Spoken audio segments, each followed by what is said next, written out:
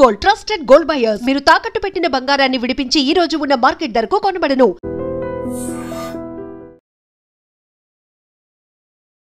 నమస్తే, welcome to iDream talking point with కవిత.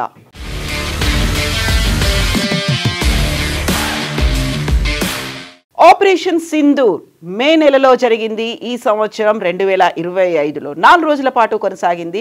అయితే operation Sindoor 2.0 ఏ క్షణమైనా జరగొచ్చు అనేటువంటి మాటని ఆర్మీ చీఫ్, త్రివిధ దళాలు, రక్షణ శాఖ మంత్రి, కేంద్ర ప్రభుత్వం, అందులోనూ ప్రధానమంత్రి పదే పదే చెప్తూ వచ్చినప్పటికీ navy chief admiral Dinesh Kumar Tripathi ఇంకొక మాట కూడా చెప్తున్నారు.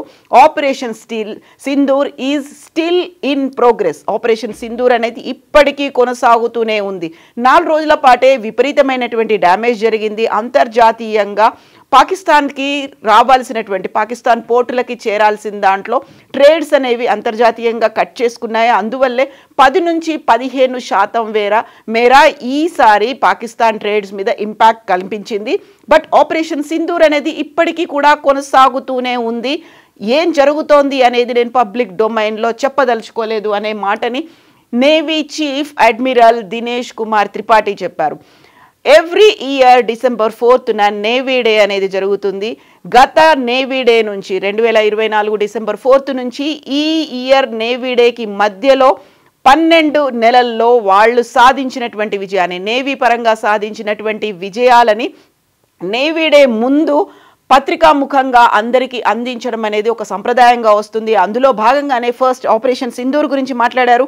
ఆపరేషన్ సింధూర్ ఇప్పటికీ కొనసాగుతూనే ఉంది. ముందస్తు హెచ్చరికలు లేకుండా ఘర్షణలు చెలరేగవచ్చు, 24 గంటలు సిద్ధంగా ఉండాలి అనేటువంటి మాటని navy chief admiral Dinesh Kumar Tripathi చెప్పారు. ఆయన ఏమన్నారు ఇప్పుడు ఆయన మాటల్లోనే విందాం.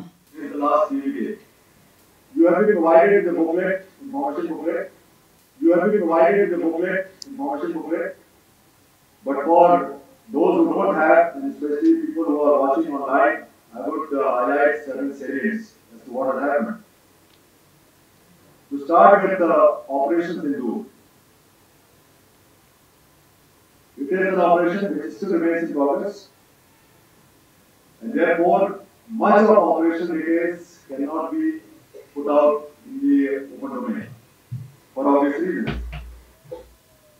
To start with Operation Sindoor, it is an operation which still remains in progress, and therefore much of operation details cannot be put out in the open domain. So operation Sindoor still in progress. అందుకోసమే much operations ఏవైతే ఉన్నాయో వాటన్నిటిని మేము public డొమైన్లో పెట్టదలుచుకోలేదు అనేటువంటి మాట దినేష్ కుమార్ త్రిపాఠి చెప్తూ ఉన్నారు. అందులోనూ ముందస్తు హెచ్చరికలు లేకుండానే ఘర్షణలు చెలరేగవచ్చు, 24 గంటలు సిద్ధంగా ఉండాలి, అన్ని దళాల్లో అన్ని దశల్లోనూ వైమానిక రక్షణ అనేది అవసరం ఉంటుంది. పాకిస్తాన్ నేవీ తమ హార్బర్లకే పరిమితం అయ్యేలా చేశాం. ఆ 4 రోజులు జరిగినటువంటి యుద్ధం ఆపరేషన్ సింధూర్ సమయంలోనే విపరీతమైనటువంటి డ్యామేజ్ పాకిస్తాన్కి జరిగింది. హార్బర్ల నుంచి బయటికి కూడా రాలేని పరిస్థితి, ఆ పోర్టులని దాటి బయటికి వస్తే ఏం జరుగుతుందో అనేటువంటి భయంతోనే పాకిస్తాన్ నేవీ అనేది ఉంది.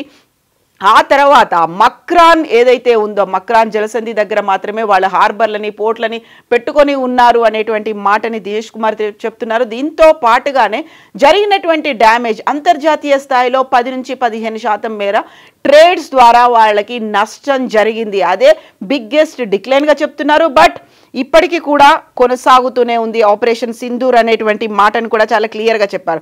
దీంతో పాటుగా గతంలో కూడా పదే పదే అదే మాట చెప్తూ వస్తున్నారు. భారతదేశానికి సంబంధించి రక్షణ శాఖ మంత్రి రాజ్నాథ్ సింగ్తో పాటుగా ప్రధానమంత్రి Narendra Modi, chief of defence staff, ఇవందరూ కూడా చెప్తున్నటువంటి మాట అదే. సో ఇప్పుడైతే చాలా క్లియర్గా చెప్పారు. నేవీ చీఫ్ ఆపరేషన్ సింధూర్ కొనసాగుతోంది అనేటువంటి మాట ఒక సంచలనమైనటువంటి ప్రకటన. పాకిస్తాన్పై సైనిక పరంగానే కాకుండా ఆర్థిక పరంగాను కూడా తీవ్ర ఒత్తిడి తెచ్చింది అనేది దినేష్ కుమార్ త్రిపాఠి చెప్తున్నటువంటి మాట. తమ క్యారియర్ యుద్ధ సమూహ మోహరింపుతో సహా దూకుడుగా మేము ముందుకు వెళ్ళాము. అలా వ్యవహరించడం వల్లే పాకిస్తాన్ నౌకాదళం తమ నౌకలను కేవలం పోర్టుకి మాత్రమే పరిమితం చేసింది అనేటువంటి మాటని సగర్వంగా నేను చెప్తున్నాను అంటూ దినేష్ కుమార్ త్రిపాఠి నేవీ డే సందర్భంగా తాము సాధించినటువంటి విజయాల గురించి గర్వంగా చెప్తున్నాను అనే మాటను చెప్పారు. ఈ ఆపరేషన్ ఫలితంగా పాక్కు వచ్చే వాణిజ్య నౌకల సంఖ్య తగ్గడంతో పాటుగా వాటి బీమా వ్యయం కూడా విపరీతంగా పెరిగిపోయింది. ఇదంతా ఒక రకంగా ఒక పక్కన ఆర్మీ బేస్ క్యాంపులు, ఆ తర్వాత పోర్టుల పరంగా ఉన్నటువంటి నౌకలు, వీటన్నిటిని ధ్వంసం వల్ల ఆర్థికమైనటువంటి భారం పడింది. ఆ తర్వాత వాణిజ్యపరంగా కూడా పాకిస్తాన్ మీద విపరీతమైనటువంటి భారం పడింది అనేది, అందువల్లే ఈ కీలక ఆపరేషన్ ఇంకా కొనసాగుతోంది అనే మాట. బట్ ఏం చేస్తున్నాము అనేది మాత్రం పబ్లిక్ డొమైన్లో మేము చెప్పదలుచుకోలేదు అనేది దినేష్ కుమార్ త్రిపాఠి చెప్తున్నటువంటి మాట. సో ఆపరేషన్ సింధూర్ తర్వాత ఇప్పటికీ కొనసాగడం, దాంతోపాటుగా ఈ పోర్టులకి మాత్రమే పరిమితం అవడం అనేటువంటి విషయాల్ని ఈ రోజు వెల్లడించారు దినేష్ కుమార్. పాక్ని మేము పూర్తిగా కట్టడి చేశాము, నౌకాదళం ప్రదర్శించినటువంటి తీవ్రమైనటువంటి దూకుడు, సకాలంలో తీసుకున్నటువంటి చర్యలే పాక్ నౌకాదళం వెనక్కి తగ్గడానికి కారణమయ్యాయి అనేటువంటి మాట. దీంతో పాటుగా గణనీయమైనటువంటి సంఖ్యలో వాణిజ్య నౌకలు పాకిస్తాన్కు ప్రయాణించడానికి నిరాకరించాయి. అంతర్జాతీయంగా ఉన్నటువంటి ట్రేడ్ ఒప్పందాల్లో భాగంగా పాకిస్తాన్ పోర్టుకి చేరుకోవడానికి సిద్ధంగా ఉన్నటువంటి విదేశీ నౌకలు కూడా పాకిస్తాన్కు వెళ్ళడానికి ఇప్పుడు వెనకాడుతున్నాయి అనేటువంటి మాటను చెప్పాడు. ఇది పాక్ ఆర్థిక వ్యవస్థపై అదనపు భారాన్ని మోపింది అనేటువంటి మాట. గత 7-8 నెలలుగా పాకిస్తాన్తో నెలకొన్న శత్రుత్వాల నేపథ్యంలో అడపాదడపా అక్కడ కాన్ఫ్లిక్ట్స్, ఒక వార్ జోన్ అనేది కనిపిస్తుంది. ఆ తర్వాత పాకిస్తాన్ కూడా రెచ్చగొట్టే వ్యాఖ్యలు చేస్తూ వస్తోంది. పాకిస్తాన్ కూడా చెప్పింది భారతదేశం వెనకడుగేసింది, శాంతి ఒప్పందంతో భారతదేశమే వచ్చింది అనేది. బట్ తాము సాధించినటువంటి విజయాల గురించి నేవీ చీఫ్ అయితే ఈరోజు వివరించారు. భారత నౌకాదళం పశ్చిమ అరేబియా సముద్రంతో సహా అన్ని కీలక ప్రాంతాల్లో అధిక కార్యాచరణ సంసిద్ధతను నిర్వహించింది అనేటువంటి మాట. And that is going on, that is in progress అనేటువంటి మాటను కూడా చెప్తున్నారు. భారతదేశ భద్రతకి మేము కట్టుబడి ఉన్నాము అనేటువంటి మాట. సో ఇదే మాటని పదే పదే ప్రధానమంత్రి నరేంద్ర మోదీ, కేంద్ర మంత్రి Rajnath Singh, chief of defence staff general Anil చౌహాన్లు కూడా ఆపరేషన్ సింధూర్ ముగియలేదు, ఇంకా కొనసాగుతోంది అనేటువంటి మాట చెప్పారు. కొంచెం మేము జాలి చూపి వదిలేసాము, ఒకవేళ భగవంతుడు కనుక అనుగ్రహిస్తే, భగవంతుడు కనుక కోరుకుంటే పాకిస్తాన్ ప్రపంచ పటంలో లేకుండా చేస్తాము, ప్రపంచ పటంలో పాకిస్తాన్ ఉనికినే లేకుండా చేస్తాము అనే మాట చెప్పినప్పటికీ, సో ఒక రకంగా అది యుద్ధం నేపథ్యంలో జరిగినటువంటి నష్టం కావచ్చు, ఆ తర్వాత అది ఇప్పటికి కూడా దాని ట్రెమార్స్ లాగా కొనసాగుతున్నటువంటి ఆర్థిక పరమైనటువంటి భారం, ఈ నేపథ్యంలోనే కంప్లీట్గా అక్కడ జరిగినటువంటి నష్టం, అందువల్లే ఆపరేషన్ సింధూర్ ప్రోగ్రెస్లో ఉంది అనేటువంటి మాట. ఒక రకంగా ఇప్పటికీ త్రివిధ దళాలు అయితే సిద్ధంగా ఉన్నాయి. ఎట్ ద సేమ్ టైం ఇప్పుడు వింటర్ సీజన్ కావడంతో బార్డర్స్లో ఎక్కడైతే మోస్ట్ వల్నరబుల్గా ఉన్నాయో, ఎక్కడైతే కొంచెం గ్యాప్స్ దొరుకుతూ ఉంటాయి, ఎందుకంటే అక్కడ కాశ్మీర్లో విపరీతమైనటువంటి మంచు ప్రభావం వల్ల విజిబిలిటీ అనేది తక్కువ ఉంటుంది. దాంతోపాటుగా అక్కడ కొంచెం భద్రతని తక్కువ చేస్తారు అనేటువంటి మాటలు. ఆ గ్యాప్స్ ఏవైతే ఉన్నాయో వాటిని యూస్ చేసుకొని డ్రోన్స్ ద్వారా కూడా అటాక్ చేయాలని పాకిస్తాన్ చూస్తోంది. 3 రకాలుగా స్మగ్లింగ్ జరుగుతోంది, డ్రోన్లని విపరీతంగా వినియోగిస్తోంది. అది ఆయుధాల అక్రమ రవాణాకి కావచ్చు, డ్రగ్స్ రవాణాకి, ఆ తర్వాత స్మగ్లర్ని, అక్కడ ఉన్నటువంటి టెర్రరిస్ట్లని స్మగ్ల్ చేయడానికి, వాటిని సరఫరా చేయడానికి ఉపయోగిస్తోంది అనుకున్నప్పుడు అక్కడ భద్రతా బలగాలు ఎంత తీవ్ర స్థాయిలో అయితే బోర్డర్స్ POK LOC దగ్గర మోహరించి ఉన్నాయో, అలాగే ఇక్కడున్నటువంటి అరేబియా మహాసముద్రంలో కూడా మేము ఆ ఆపరేషన్ని కంటిన్యూ చేస్తున్నాము అనేటువంటి మాట. పశ్చిమ అరేబియా సముద్రంతో సహా అన్ని ప్రాంతాల్లో భారత నౌకాదళం అలర్ట్గా ఉంది అనేటువంటి మాటని. సో ఆపరేషన్ సింధూర్ 2.0 అంటే డైరెక్ట్గా జరిగేటువంటి ప్రచ్ఛన్న యుద్ధం ఎప్పుడైనా జరగవచ్చు అనే మాట.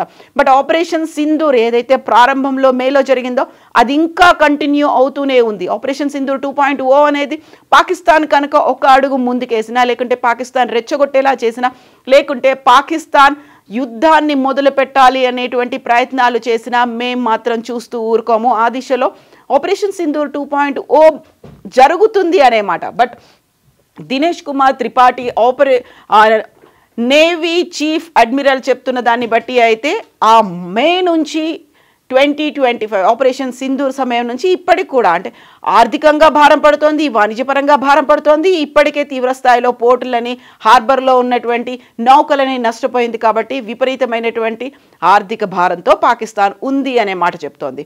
బట్ ఈ మాటలు వీటన్నిటి నేపథ్యంలో పాకిస్తాన్ కూడా అలర్ట్ అవుతోంది. అక్కడ బంకర్లను నిర్మించుకుంటోంది. ఎట్ ద సేమ్ టైం ఏదైతే 9 ఎయిర్ బేస్లని ఆపరేషన్ సింధూర్ సమయంలో భారతదేశం ధ్వంసం చేసిందో వాటికి పునర్నిర్మించుకుంటోంది, చదును చేస్తోంది అనేటువంటి శాటిలైట్ పిక్చర్స్ కూడా భారతదేశాన్ని నిఘా వ్యవస్థ దగ్గర ఉన్నాయి. ఇప్పటికీ అక్కడ ఉన్నటువంటి నూర్ఖాన్ ఎయిర్ బేస్ కావచ్చు, ఏ ఎయిర్ బేస్ల మీద అయితే 9 ఎయిర్ బేస్ల మీద భారతదేశం అటాక్ చేశామని చెప్పింది. ఎట్ ద సేమ్ టైం అక్కడ ఉన్నటువంటి టెర్రరిస్టుల బంకర్లను కూడా ధ్వంసం చేసింది, టెర్రరిస్ట్ బేస్ క్యాంపులను కూడా ధ్వంసం చేసింది. ఒక రకంగా టెర్రరిస్ట్ బేస్ క్యాంపులు అనేవి 72 చోట్ల కూడా లాంచ్ ప్యాడ్లను ఏర్పాటు చేసుకున్నాయి. కేవలం బోర్డర్ సమీపంలో 12 ఉంటే మిగతా 60 సుదూరమైనటువంటి బోర్డర్కి దూరంగా ఉన్నటువంటి ప్రాంతాల్లో కూడా లాంచ్ ప్యాడ్లని టెర్రరిస్టులు ఏర్పాటు చేసుకుంటున్నారు. ఎట్ ద సేమ్ టైం ఆర్మీకి సంబంధించి మేలో ధ్వంసం అయితే ఇప్పటికీ వాటిని మెల్లిమెల్లిగా వాటిని చదును చేసుకునే పని, మెల్లిగా వాటిని ప్రారంభించే పనిలో అయితే పాకిస్తాన్ ఉంది. ఆర్మీ వాటిని రెడీ చేసుకుంటోంది. వాటికి సంబంధించినటువంటి ఉపగ్రహ ఛాయాచిత్రాలు భారతదేశ నిఘా వ్యవస్థల దగ్గర కూడా ఉన్నాయి. సో వాళ్ళు కూడా అలర్ట్ అవుతున్నారు, వాళ్ళు కూడా ముందుకు రావడానికి లేకుంటే యుద్ధానికి ప్రిపేర్ అవుతున్నారు అనేటువంటి అంచనాలు ఉన్నాయి. సో ఇప్పుడు నేవీ చీఫ్ అడ్మిరల్ చెప్పినటువంటి ఈ మాటలు మరికొంత ఊతమిస్తున్నాయి. ఏ క్షణమైనా ఏమైనా జరగవచ్చు, మేము 24 గంటలు అలర్ట్గా ఉన్నాము, అన్నోటీస్డ్గా కావచ్చు, వితౌట్ ఎనీ సిగ్నల్ కూడా రావచ్చు, కాబట్టి మేము పక్కా ప్రణాళికతోనే ముందుకెళ్తున్నాము అనేటువంటివి దినేష్ కుమార్ చేస్తున్నటువంటి వ్యాఖ్యలు. యాక్చువల్గా ఆపరేషన్ సింధూర్ సమయంలో ఏం జరిగింది, ఎందుకని పాజ్ చేశారు, ఎవరు దానికి ఒప్పించారు, వెనకాల అమెరికా ఉందా లేకుంటే పాకిస్తాన్ ఒత్తిళ్లకి మనంతలోగ్యామా, ఇలాంటివన్నీ బోల్డన్ని క్వశ్చన్ మార్క్స్ వచ్చినప్పటికీ కూడా మేము చూపించినటువంటి ప్రభావం ఇది అనేది మాట ఇప్పుడు దినేష్ కుమార్ త్రిపాఠి అయితే చెప్తున్నారు. యాక్చువల్గా ఆపరేషన్ సింధూర్కి సంబంధించి ఎందుకని అంత క్యూరియాసిటీ అనేది నెలకొని ఉంది, మీరేమనుకుంటారో కామెంట్స్ రూపంలో తెలియచేయండి. నిజంగా ప్రస్తుతం ఉన్నటువంటి సమాజం దేనికి ప్రయారిటీ ఇస్తుంది?